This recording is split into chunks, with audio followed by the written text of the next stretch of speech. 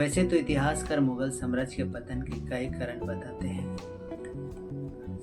लेकिन यहाँ औरंगजेब के शासन में हुई उन आर्थिक गलतियों की चर्चा करेंगे जिनकी वजह से मुगलों का अंत हो गया। मुगल सम्राट शाहजहां और मुमताज महल का तीसरा बेटा मुइज्जुद्दीन मोहम्मद औरंगजेब आलमगीर, जिसे आज औरंगजेब के नाम से जानते हैं, यह मुगल साम्राज्य का छठा सम्राट था। औरंगजेब 1658 से 1707 तक करीब 50 सालों तक गद्दी पर रहा। औरंगजेब मुगल साम्राज्य का ऐसा शासक था जिसके अंत के साथ ही मुगल साम्राज्य का पतन शुरू हो गया।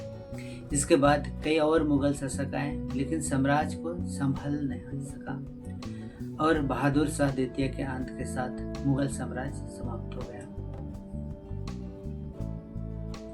आज यहाँ औरंगजेब की चर्चा इसलिए कर रहे हैं क्योंकि कुछ ही दिन पहले मराठा वीर योद्धा छत्रपति संभाजी महाराज पर बनी फिल्म छावा रिलीज की हुई है। यह फिल्म पर्दे पर काफी अच्छा प्रदर्शन कर रही है।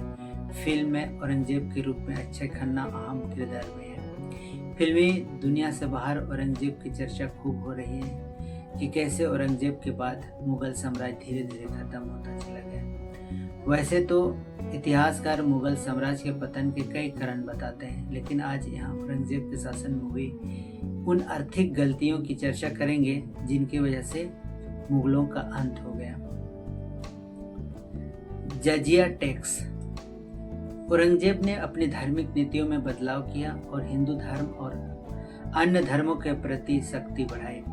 उसने गैर मुस्लिमों पर जजिया कर थोप दिया। यह एक प्रकार का धार्मिक कर था जो गैर मुस्लिम लोगों से वसूला जाता था। इससे हिंदू व्यापारियों और किसानों पर अतिरिक्त वित्तीय बोझ बढ़ गया। इससे उनकी आर्थिक स्थिति कमजोर हो गई और साम्राज्य के अंदर असंतोष फैलने लगा। मनसबदारों और जागीरदारों का सही प्रबंधन नहीं होने से मुगल साम्राज्य का राजस्व भी घटता चला गया। भू राजस्व भी धीरे धीरे कम हो गया। युद्ध और सेना पर बेहिसाब खर्च। औरंगजेब का शासनकाल युद्धों से भरा था। बड़ी और भव्य इमारत के प्रति शाहजहां के उत्साह ने खजाने को पहले ही खत्म कर दिया था। इस बीच मराठा के साथ दक्षिण में लंबी लड़ाई ने राजकोष को पूरी तरह खाली कर दिया। इन युद्धों ने साम्राज्य के संसाधनों और आर्थिक स्थितियों को कमजोर किया। सेना पर खर्च बहुत बढ़ गया। यह मुगल साम्राज्य के पतन की एक मुख्य वजह थी।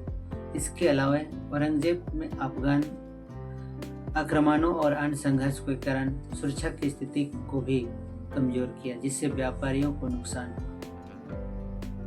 कृषि और उत्पादन पर प्रभाव। औरंगजेब के शासन में कुछ नीतियां किसानों के लिए कठिन थी। भूमि करों का भार बढ़ा और किसानों को अपनी उपज का एक बड़ा हिस्सा टैक्स के रूप में देना पड़ता था। औरंगजेब किसानों के लिए बहुत हद तक क्रूर हो गया। किसानों को सूखा या अकाल जैसे हालातों में पैदावार नहीं होने पर भी सम्राट को कर देना पड़ता था। इस टैक्स की वजह से किसानों के लिए भूखमरी जैसी स्थिति पैदा हो गई।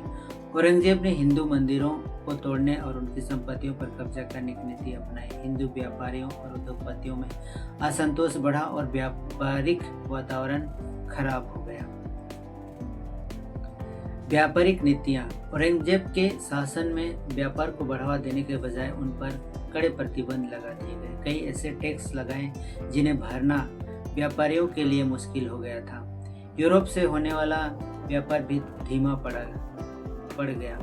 व्यापार को बढ़ावा देने के बजाय उन पर कड़े प्रतिबंध लगा दिए गए। कई ऐसे टैक्स लगाए जिन्हें भरना व्यापारियों के लिए मुश्किल हो गया। यूरोप से होने वाला व्यापार भी धीमा पड़ गया।